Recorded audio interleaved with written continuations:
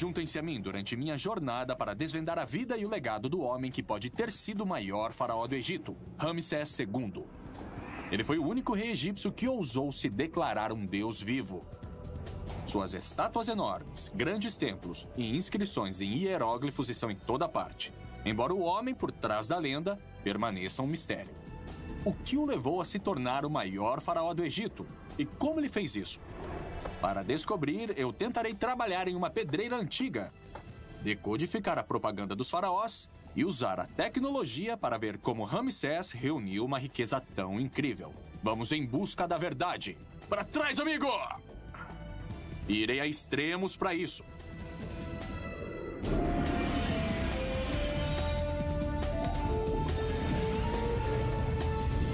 Em busca da verdade. Os poderosos faraós do Antigo Egito deixaram sua marca na história. Desde a enorme pirâmide de Quéops até a face dourada de Tutankhamon. Esses ícones do Egito permanecem maiores que a vida até hoje. Mas entre todos os faraós do Antigo Egito, um nome se destaca dos outros. Um rei que ainda hoje é chamado de o maior faraó do Egito. Eu sou Josh Bernstein e vim ao Egito para saber mais sobre o rei que nós chamamos de Ramsés o Grande. Na época de Ramsés, no século 13 a.C., o Cairo ainda não existia. Mas à medida que a cidade moderna crescia, grande parte dela ia sendo construída diretamente no topo de um local egípcio antigo chamado Heliópolis. Eu soube de uma nova descoberta sobre Ramsés nessa parte da cidade, então eu decidi checar. Bom, em muitos países, a arqueologia é meio que aleatória, você faz descobertas de vez em quando. Mas aqui no Egito, elas acontecem todos os dias. E uma descoberta recente relacionada a Ramsés II acaba de ser feita. E para dar uma olhada nela, eu vou pedir ajuda ao meu amigo Dr. Zahi Hawass.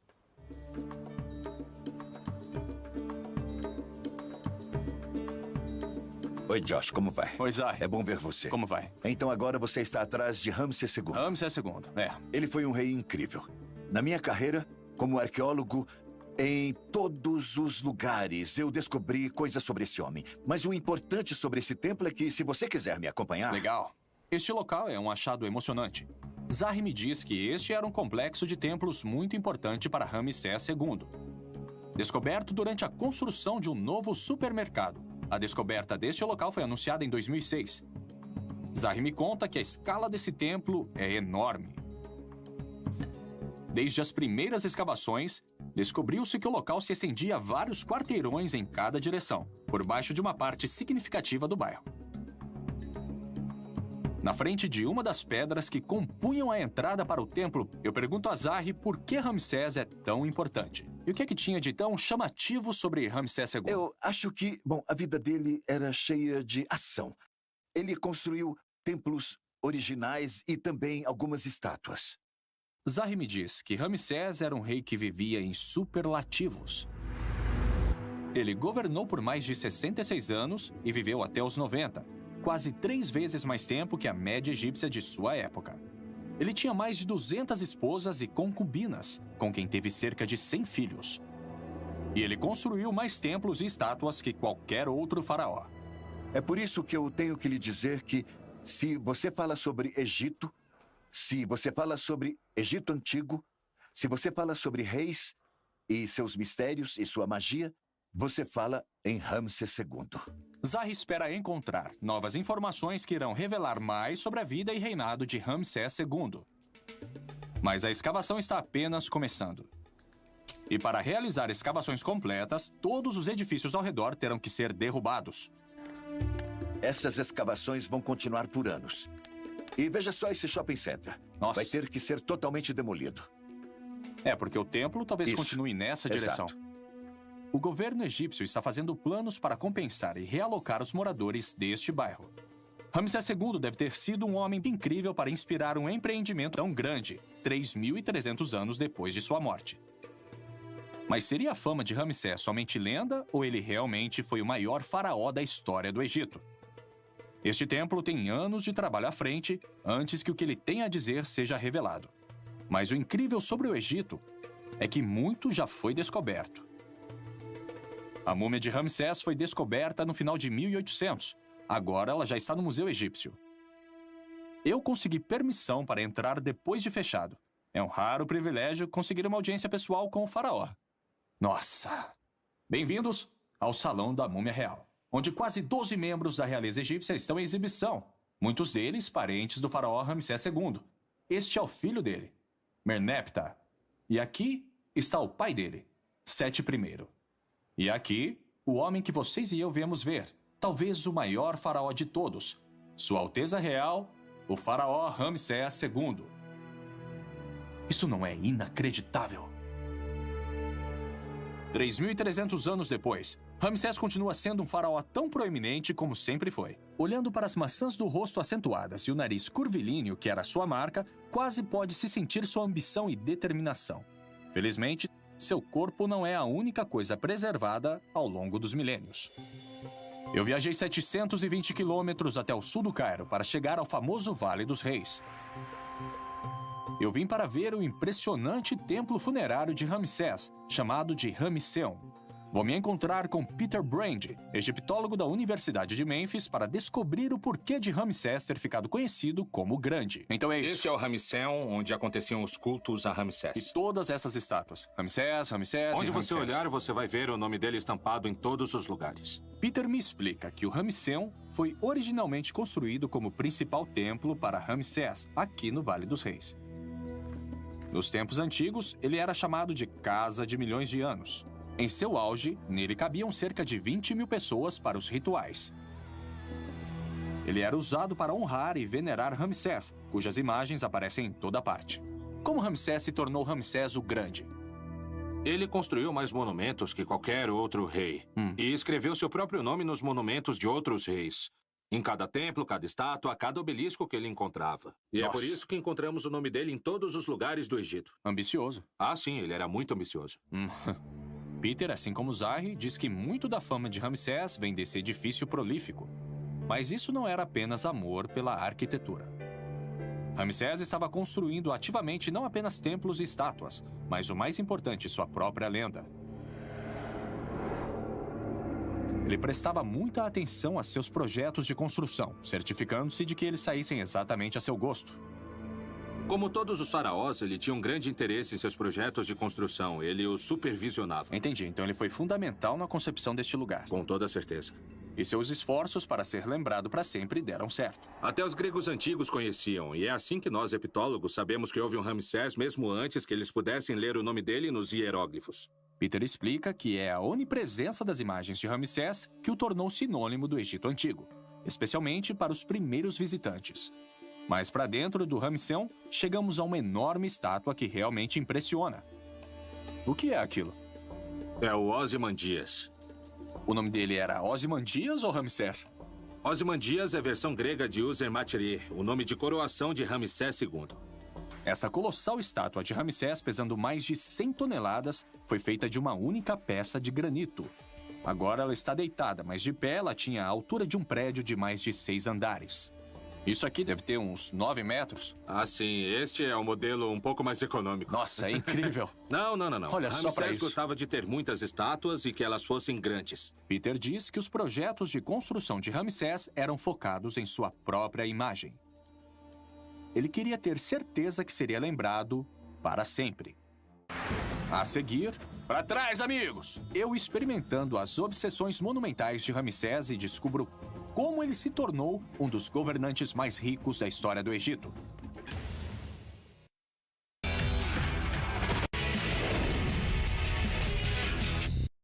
Vim para o Egito para saber mais sobre Ramsés II e descobrir se ele realmente foi tão grande quanto sua reputação diz. Eu vi o que restou dele no Museu Egípcio e visitei seu templo pessoal no famoso Vale dos Reis. Agora estou indo para o sul, para a cidade de Assuã e as pedreiras de granito dos faraós, para saber como ele deixou a sua marca. O especialista Danny Roy me encontra na pedreira de Assuã para me mostrar como os artesãos de Ramsés moldaram suas estátuas a partir de blocos de granito sólidos. Como vai? O granito de Assuã foi premiado ao longo dos esse tempos é o lugar. pela sua qualidade e cor. Os faraós obtinham a maior parte do granito aqui para construir as suas grandes estátuas e obeliscos. Então foi daqui que Ramsés tirou as pedras. É isso mesmo. E uma grande parte delas. Danny me leva a uma das esculturas mais impressionantes de todo o Egito. Só que ela nunca foi terminada. Este obelisco era para ter sido ainda maior que o Ozymandias. Ele tem quase 40 metros de comprimento e devia pesar cerca de 1.300 toneladas. Mas foi abandonado devido a uma falha na pedra que só foi revelada durante o processo de escultura. Eles começaram a escavação. Ramsés não terminou essa, mas o processo de criação teria sido exatamente o mesmo que o de seus outros monumentos. Ai, que pena, eles tiveram todo esse trabalho. É isso mesmo, e você não imagina o trabalho que isso deu. Mas imaginação não é o suficiente para mim. Eu quero descobrir por mim mesmo. Vamos botar para quebrar. Danny me leva a uma pedreira moderna não muito longe do obelisco inacabado.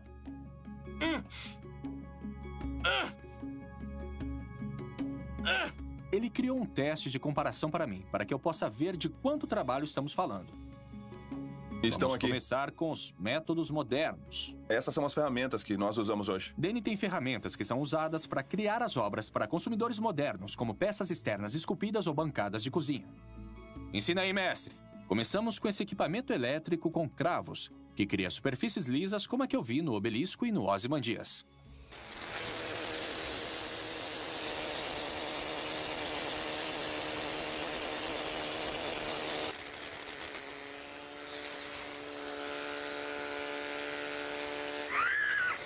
Uau, isso muda mesmo a superfície. É isso aí. Ele nivela tudo.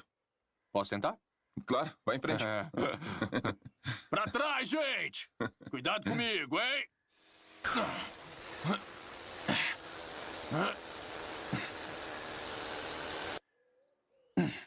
Uau!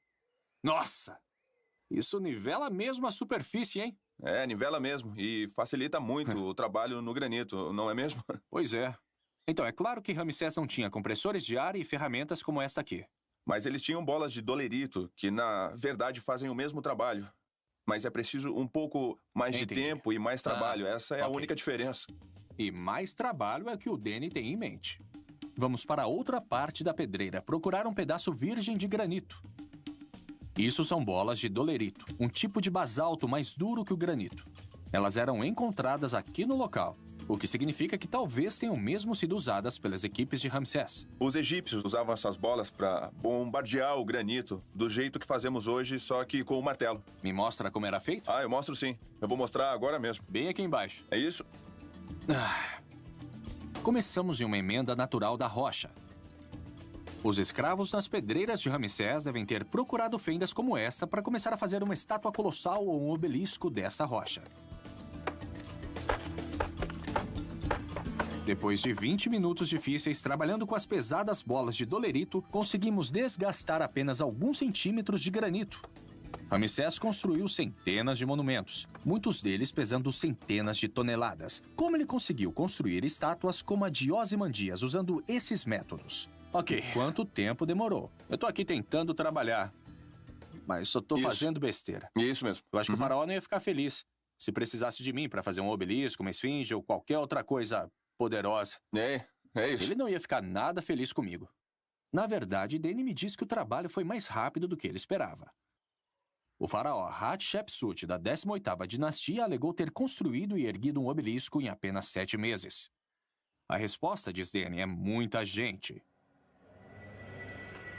Essas pedreiras ficavam lotadas de centenas de operários, todos trabalhando em uma linha de produção ao longo do mesmo ponto. E devido ao trabalho pesado sob o sol escaldante do Alto Egito, havia um rodízio de equipes durante todo o dia. O que significa que milhares de pessoas trabalharam nas pedreiras do faraó. Como o trabalho de Ramsés II se compara ao de outros faraós? Bom, o impressionante no trabalho de Ramsés II é o grande volume de monumentos que ele produziu, porque a organização e a realização desse trabalho foi uma coisa que o tornou um homem Ele notável. explica que outros faraós construíram monumentos impressionantes, mas a quantidade que Ramsés produziu foi muito além da normal. E para deixar sua marca no Egito, pela qual ele é famoso, ele não precisou apenas de uma enorme força de trabalho, precisou de uma enorme fortuna também. Tanto a quantidade quanto a qualidade do trabalho em pedra produzido por Ramsés apontam para sua influência significativa. Mas de onde sua riqueza e seu poder vieram? Bom, seja durante a Era Faraônica ou a Era Moderna, a economia do Egito tem sido baseada principalmente em uma coisa: o rio Nilo. Eu decidi verificar o Nilo pessoalmente, pouco abaixo das pedreiras. Estes pescadores locais fizeram a gentileza de me emprestar seu barco a remo. Estar na água é um alívio ao calor escaldante das pedreiras. Mas eu não estou remando apenas para fazer exercício. Estou indo para uma ilha no meio do rio. Ela se chama Ilha Elefantina. Ela recebeu este nome porque as rochas ao longo da costa naturalmente se assemelham a uma manada de elefantes. Considerada sagrada para o deus egípcio das inundações, ela tem até uma porta dos fundos. Olá! Oi, tudo bem? Para saber mais sobre a riqueza de Ramsés, vim conversar com Gary Robbins, da Agência Americana de Desenvolvimento Internacional. Prazer em te conhecer. O prazer é todo meu. Ele vai me ajudar a descobrir como Ramsés conseguiu os recursos de que precisava para sustentar seu programa de construções. O túnel onde estamos era uma importante ferramenta chamada de nilômetro. Ele media os níveis das enchentes à medida que as águas cruzavam a tradicional fronteira do Egito aqui em Assuã. Gary explica que a prosperidade do Egito dependia da inundação regular do Nilo. Os sedimentos transportados da cabeceira do rio na Etiópia reabasteciam os campos agrícolas todos os anos, sempre que o rio transbordava. Ah, então eles usavam essas marcas aqui para medir o nível de água em diferentes épocas do ano. Sim, eles mediam quando as enchentes começavam e assim conseguiam determinar o tamanho dessas enchentes. Gary me diz que a água pode subir até 11 metros, deixando para trás toneladas de um solo novo Não, e sem fértil problema, quando você recua. pode ver aqui na escadaria. O nilômetro permitiu que Olha os só. egípcios tivessem precisão em como seria a produtividade das Aqui tem outra estações marca. todos os anos. E a variação entre bons e maus anos era enorme.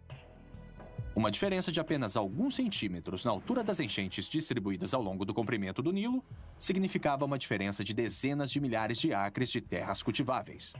Ramsés reinou em uma época de muita abundância e conseguiu ter uma boa produção nos campos durante o seu império.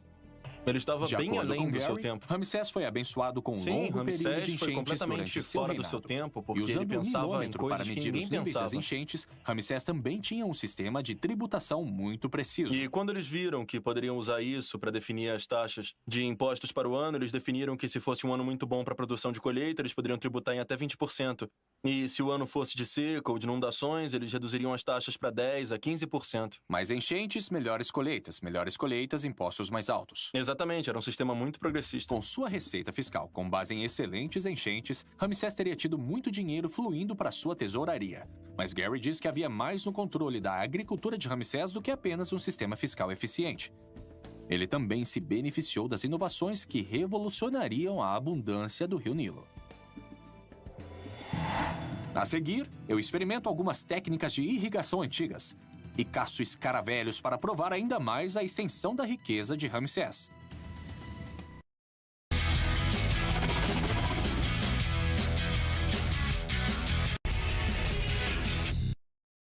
Estou na trilha do homem que muitas pessoas chamam de o maior faraó do Egito, Ramsés II. Para descobrir como ele se tornou tão importante, eu visitei o recém-descoberto templo no coração do Cairo e conheci a grandiosidade de uma das obras-primas do Egito no Vale dos Reis. Em Assuã, eu examinei o nilômetro e descobri como as enchentes regulares impulsionavam a economia do Egito. Agora estou indo em direção ao Vale do Nilo para descobrir como Ramsés transformou toda aquela água em riqueza. Gary Robbins, da Agência Americana para o Desenvolvimento Internacional, me trouxe a uma plantação fora de Assuã. Gary diz que, de certa forma, a vida nos campos no Alto Egito não mudou muito com o passar dos séculos. Os fazendeiros ainda vivem da terra aqui. A tecnologia apresentada milhares de anos atrás ainda é usada hoje, como essa roda d'água movida à força animal. Enquanto andamos pelos campos, Gary me diz que a importância das inundações do Nilo para a civilização egípcia não podem ser tidas como exageradas. Com os ciclos de cheias regulares constantemente reabastecendo os campos, o Antigo Egito desenvolveu um sistema agrícola próspero que poderia facilmente sustentar seu povo, bem como a um faraó muito grandioso. Durante a época das cheias no final do verão, estes campos teriam sido inundados por vários metros de água. Os egípcios criaram bacias através da construção de sapatas em torno de seus terrenos com lama, permitindo que o solo ficasse saturado com água rica em sedimentos. Depois que a água baixava, eles plantavam no solo recém-rejuvenescido. Exatamente, a água entrava por aqui, inundava os campos, ela ensopava o solo saturado, e aí eles abriam as portas da eclusa e drenavam a água e depois plantavam. Então, quando o campo aqui ficava inundado, o que é que os fazendeiros faziam? Bom, sem poder trabalhar nos campos, eles ofereciam seu trabalho como parte do imposto. Aí os projetos de construção aconteciam. Isso aí, era exatamente quando acontecia. O sistema agrícola era perfeitamente adequado às necessidades de Ramsés. Os agricultores que nessa época não podiam trabalhar nos campos ficavam livres para se dedicar aos projetos de construção, o que satisfazia parte de suas obrigações fiscais. Aí, quando as águas recuavam, eles voltavam para plantar as suas colheitas. Mas como eles irrigavam as plantações quando o Nilo retrocedia? Foi durante o Império Novo, eles introduziram uma nova tecnologia chamada Shaduf, que lhes permitiu elevar a água do rio até onde as plantações estavam. Isso foi no tempo em que Ramsés viveu? Foi durante o Império Novo, durante a época de Ramsés. E que tipo de engenhoca era essa que conseguia puxar água para cima? Olha, eu vou te levar para conhecer uma delas e ver se você consegue trabalhar com ela. Vamos dar uma olhada? Vamos lá. Gary explica que as inovações mais básicas podem levar às maiores mudanças. Uau! A introdução de um simples Shaduf permitiu que os egípcios utilizassem a água sem recorrer somente às enchentes. Uma revolução agrícola da qual Ramsés tirou total vantagem. Basicamente, isso aqui é um contrapeso, que ajuda a fazer a água subir. Isso mesmo, tem um balde cheio com lama em um dos lados para fazer o contrapeso. E um balde do mesmo tamanho na outra extremidade, que é usado para trazer a água para cima do canal. E quando a água entra na bacia, a gravidade a leva para onde ela tem que ir. Isso, tinha canais por toda parte e os egípcios podiam direcionar a água para onde eles quisessem. Hoje, os Shadufs são usados apenas onde não há bombas disponíveis. Mas ainda no século XX, eles eram usados em escala industrial, permitindo que os fazendeiros irrigassem seus campos sem depender das enchentes. Eu decidi tentar.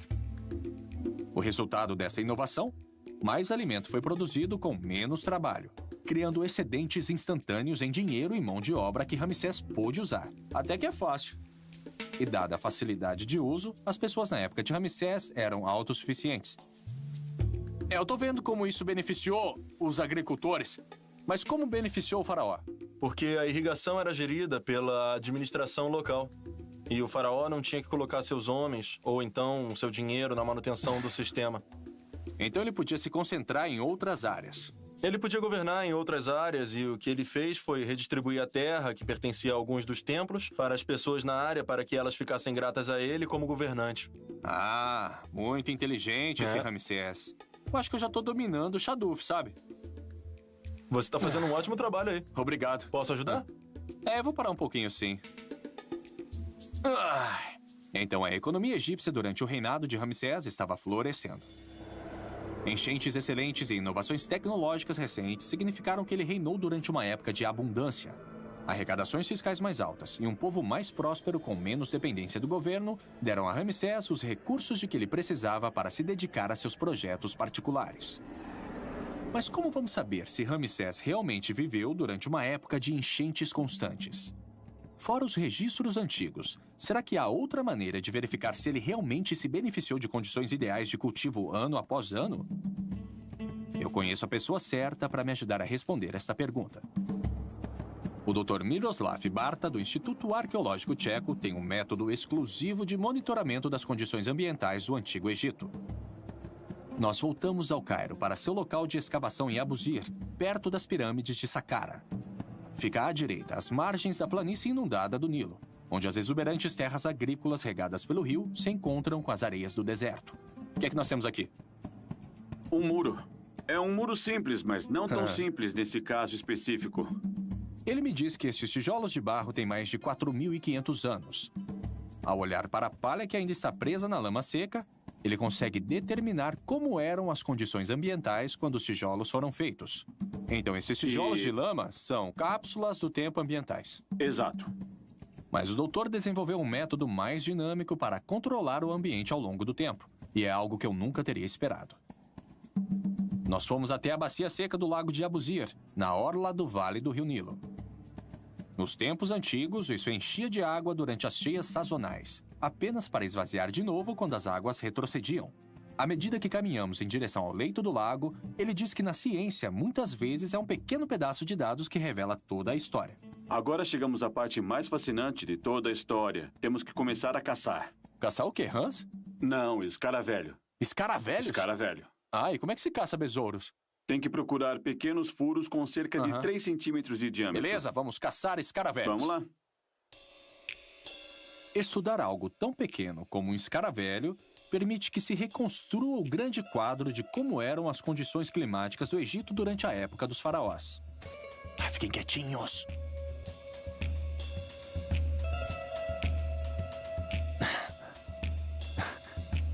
Nada. Nada ainda. Eu achei uma. Ah, é? É. Olha, é uma abertura típica de um buraco de escaravelho. Tem alguma coisa se movendo. É isso que a gente quer? Exatamente. É uma das chaves. Que tipo de escaravelho é esse? É um besouro de esterco. Bom, é uma espécie que, ao olhar para as diferentes espécies que descobrimos aqui ao longo dos últimos anos, podemos determinar a diferente fonte de ambientes que existia aqui. Então, do mesmo jeito que os arqueólogos usam a palha nos tijolos de barro para determinar o ambiente, você pode fazer isso com os besouros. Sim, mas para mostrar os detalhes, temos que voltar para o nosso laboratório. Ok, vou pôr ele de volta. E vamos para o laboratório. Adeus, amigão. Miro me traz para seu laboratório, onde ele tem amostras de besouros que ele encontrou em túmulos em Abusir. Como os túmulos estavam fechados, as condições no interior permaneceram as mesmas durante milhares de anos. De cada túmulo, fragmentos dos besouros coletados foram colocados em lâminas de microscópio. No processo, cada amostra fornece dados valiosos sobre as condições ambientais no passado. Então, o que é isso aqui? Será que é uma... Uma asa. É uma asa? É, o fragmento de uma asa. É, isso aqui me parece uma asa. Certo. Eu não poderia dizer mais nada além disso. É uma asa. Mas um especialista poderia vir aqui e dizer: isso não é apenas uma asa, é um pedaço deste tipo de besouro. E você pode chegar e dizer: bom, se essa espécie estava neste local, sabemos que essas condições ambientais deviam ter existido lá. Essa é a conclusão. Bem bacana. Olha aqui, esse escaravelho... Miro explica que algumas espécies de besouros aparecem em ambientes úmidos, enquanto outras aparecem em condições salgadas e secas. Por exemplo, o escaravelho que encontramos no Lago Seco de Abuzi não deve ter estado lá durante o tempo que estava inundando. Quanto à minha pergunta sobre Ramsés, a pesquisa de Miro mostra que o aparecimento das diferentes espécies de besouros coincide exatamente com registros de condições de inundação mantidos pelos antigos egípcios. A ciência está apoiando a história dos faraós. Ela também dá total apoio à posição de Gary de que as excelentes condições de inundação fizeram de Ramsés um rei muito rico. E essa riqueza lhe deu recursos, tanto em dinheiro quanto em trabalho, para se tornar um faraó lendário e para ser lembrado para sempre. Mas agora que eu consegui descobrir como ele fez isso, minha próxima pergunta é por quê? O que motivou Ramsés II a se tornar o maior faraó de todos os tempos? Uau! Isso aí é muito ousado, hein?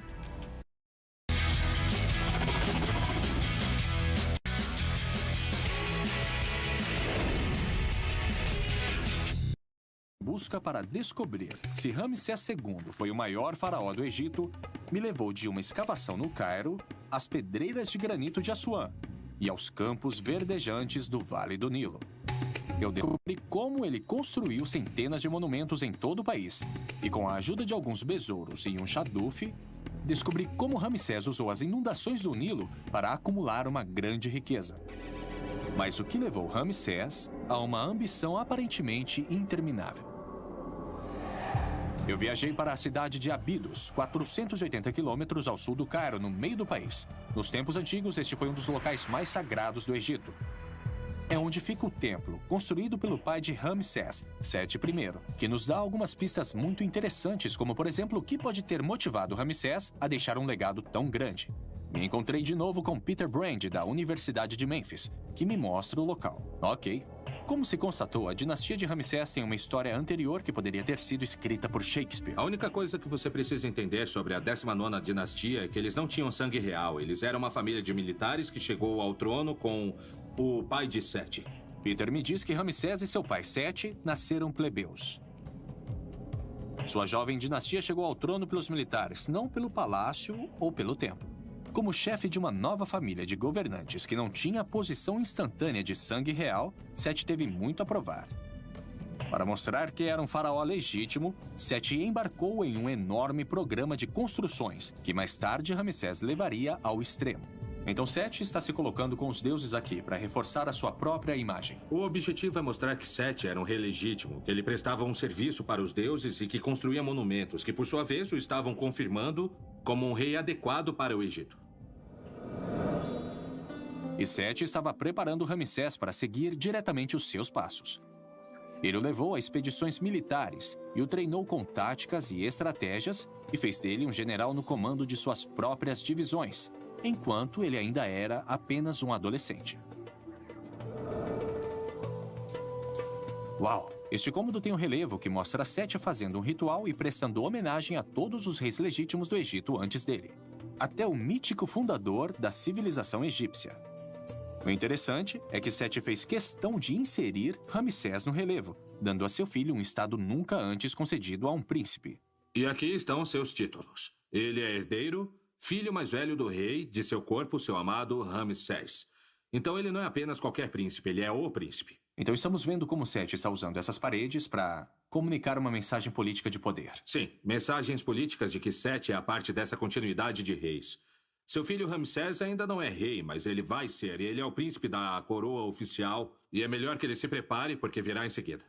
Ramsés aproveitou essa mensagem e tirou vantagem dela. Quando se tornou faraó após a morte de Sete, ele imediatamente continuou as ambições de seu pai, mas fez questão de manter todo o foco sobre si. Em uma parede exterior do templo, Peter me mostra uma enorme inscrição onde Ramsés começou o processo de construção de seu próprio culto. Então o que vimos lá dentro foi Sete contando a história. Ele está aqui do lado de fora, mas agora é Ramsés quem está contando. Sim, foi exatamente isso que aconteceu. O gosto de Ramsés pela autopromoção começou cedo. Ramsés chega a afirmar que seu pai o fez rei e colocou a coroa em sua cabeça enquanto o próprio Sete ainda estava vivo. Mas era normal o faraó tirar a sua coroa e colocá-la na cabeça do príncipe enquanto ele ainda estava vivo? Eu acho que é provável que Ramsés esteja exagerando um pouco, que ele de fato foi coroado príncipe assim. Então, mais uma vez, estamos vendo uma versão da história para ganho político. Sim, Ramsés quer dar sua própria versão sobre os fatos, mas ninguém é um mestre da propaganda tão bom quanto Ramsés. Os grandes projetos de construção de Ramsés e suas estátuas colossais estão todos começando a fazer sentido. Ele estava claramente obcecado pelo controle de sua imagem, aparentemente tudo em um esforço para compensar um nascimento humilde, mas Peter me diz que este templo é apenas o começo. Que eu quero mostrar para você um outro lugar onde podemos ver isso em ação. Tudo bem, vamos nessa. Peter me leva ao famoso templo de Karnak.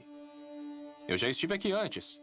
Foi a principal obra do local durante várias gerações de faraós e todos eles deixaram a sua marca aqui. Tenho que dizer, Peter, eu adoro esse salão. Também é meu local favorito, a grande sala hipóstila do Templo de Karnak. É incrível. A sala foi inaugurada por Sete, mas Ramsés completou o trabalho e ele se certificou que todos soubessem disso. Peter chama a atenção para uma das enormes colunas da sala e explica o conceito de usurpação. Era uma prática padrão para os faraós que queriam levar o crédito pelo trabalho dos reis anteriores, substituindo molduras mais velhas pela sua própria. Mas Ramsés levou isso ao próximo nível. Ele instituiu um novo estilo artístico projetado para contar melhor suas próprias virtudes e garantir que ele nunca fosse esquecido. E de fato, se você olhar para cima aqui, você poderá ver esse entalhe bem profundo do nome de Ramsés II. E seria muito difícil apagar por ser tão profundo. Portanto, isso não é um acidente, porque se você olhar aqui, as molduras menores foram originalmente feitas por Sete I. O que Ramsés fez foi retirar o nome do Sete naquele espaço em branco e esculpir o dele em relevo. Era mais profundo e mais difícil de apagar seu próprio nome. Uau! Ramsés fez sua moldura tão grande e esculpida de forma tão profunda que a remoção danificaria irremediavelmente a coluna de apoio, garantindo assim a sua presença permanente. Peter me leva para fora do templo para que eu possa ver como esse processo era fácil. Ele pega um bloco de pedra calcária inscrito com a moldura de Ramsés. Eu vou tentar alterar a história da mesma forma que Ramsés fez. Você tem que ir desbastando. Você não vai querer prejudicar o fundo, né? Ah, olha só. É bem fácil. Sim, o arenito e o calcário são duas pedras bastante moles. Você realmente não tem que se esforçar muito para fazer isso. Então, se você fizer um bom trabalho, nós nunca saberemos que Ramsés esteve aí. O que está facilitando o seu trabalho aqui, o que facilitou o de Ramsés quando ele apagou esse relevo, é que é muito mais fácil esculpir nisso do que no baixo relevo. Você pode ir desbastando e, no fim, você consegue uma bela superfície intocada. Peter explica que a tradição antes de Ramsés mandava que o interior dos templos fosse decorado com alto relevo, onde o material circundante era removido para deixar as figuras destacadas, como as que eu vi em Ábidos. Os artesãos de Ramsés, no entanto, mudaram para baixo relevo, esculpido diretamente na pedra. Este estilo era muito mais fácil e mais rápido de ser produzido, permitindo que Ramsés montasse uma moldura de usurpação enorme em todo o Egito. Dá só uma olhada como foi rápido apagar isso. Peter me disse que Ramsés usurpou centenas, se não milhares de molduras em seus esforços para ser lembrado para sempre como o maior faraó do Egito. Segundo uma estimativa, metade dos templos descobertos no Egito leva seu nome, principalmente graças à usurpação. Desculpa aí, Ramsés. Agora que eu já vi como o processo funciona, Peter me leva ao muro externo da sala hipóstila para me mostrar como Ramsés usurpou até a si mesmo. Ele me diz que durante um tempo, esse muro estava coberto por um enorme panorama que contava a história das façanhas militares de Ramsés. A maior parte agora está desgastada, e grande parte por causa do próprio Ramsés. Trata-se do controle da mensagem, o controle da história para obter o melhor resultado para si mesmo. Ah, legal. Ramsés redecorou esse muro várias vezes, atualizando constantemente a história oficial do seu reinado à medida que gerenciava de perto a sua imagem. Nossa, eu fico só imaginando quanto esforço e quantas pessoas foram envolvidas neste processo de usurpação. Ele deve ter gasto um bom tempo nisso. Quer dizer, ele viveu 3 vezes mais tempo que uma pessoa da época. Isso. E ele governou por 67 anos. Exatamente. Então, em um certo ponto em seu reinado, ele era, tipo, o único que sabia como as coisas aconteceram. Né? E se ele quisesse escrever a história daquele jeito, não havia ninguém que pudesse contestar a história. Exatamente. E seus monumentos duraram ainda mais do que ele. E, portanto, sua versão dos acontecimentos é o que tem guiado mesmo os historiadores modernos. Parece também, com base no que eu aprendi até agora, que ele estava preparado para ser alguém que nunca questionaria a si. Com toda certeza. Afinal, ele foi criado sob a orientação de um homem que criou esta dinastia. Eu sempre digo que Ramsés era um convidado no palácio. Ele não nasceu no palácio, mas foi criado no palácio e, como qualquer outro rei egípcio, foi levado a acreditar que ele foi escolhido pelos deuses para ser o governante mais poderoso do mundo. Como não acreditar que ele era especial? A obsessão de Ramsés por sua própria grandeza e seus incansáveis esforços para garantir isso são incríveis. Mas Peter diz que vai ainda mais além. Ele explica que se eu quiser conhecer de verdade a coroação da glória de Ramsés, eu devo viajar para a fronteira mais meridional do Egito, para o lugar onde ele deixou de ser apenas um faraó e tornou-se um deus. A seguir, eu visito a obra-prima de Ramsés e descubro até onde ele foi para se tornar o grande faraó do Egito.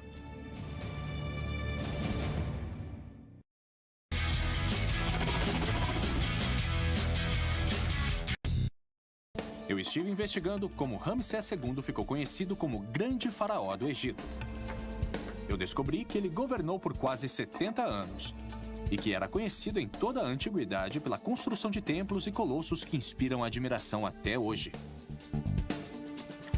Ao longo das margens do Nilo, eu examinei como ele usou as novas tecnologias e a natureza para maximizar a abundância agrícola dada pelo rio.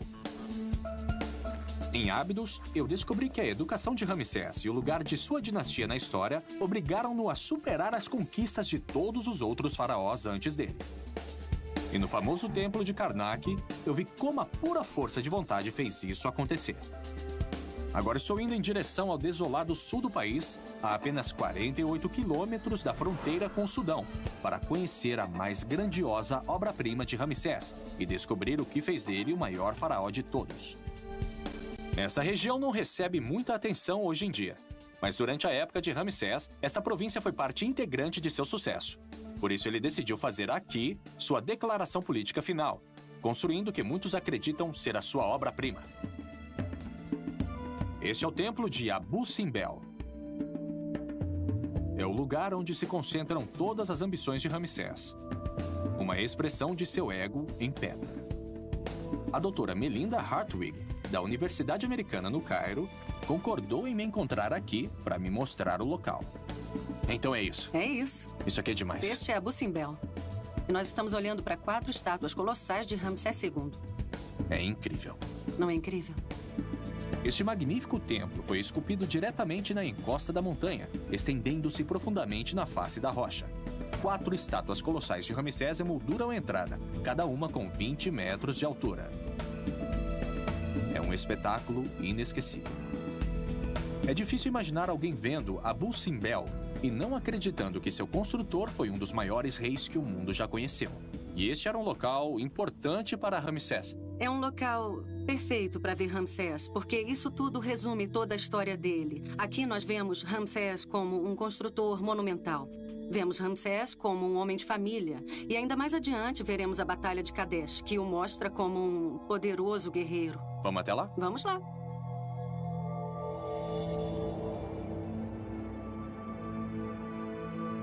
Dentro do templo, a grandiosidade continua. Melinda me diz que Abu Simbel é a expressão mais plena das ambições de Ramsés. O grande edifício, a legitimação de sua dinastia, a propaganda política, tudo isso está em exibição. E nós também temos algumas outras cenas que decoram as paredes do primeiro salão, que são realmente muito emblemáticas do que foi Ramsés II. Melinda me mostra o local. Aqui estão algumas das cenas de Ramsés que são bastante emblemáticas do seu poderio militar. A imagem de Ramsés está ali em cima. Nesses painéis, Ramsés continua o padrão que eu vi em Karnak. As inscrições falam de grandes batalhas e inimigos humilhados esmagados sob seus pés. E Ramsés, o poderoso guerreiro, mantendo o Egito em segurança.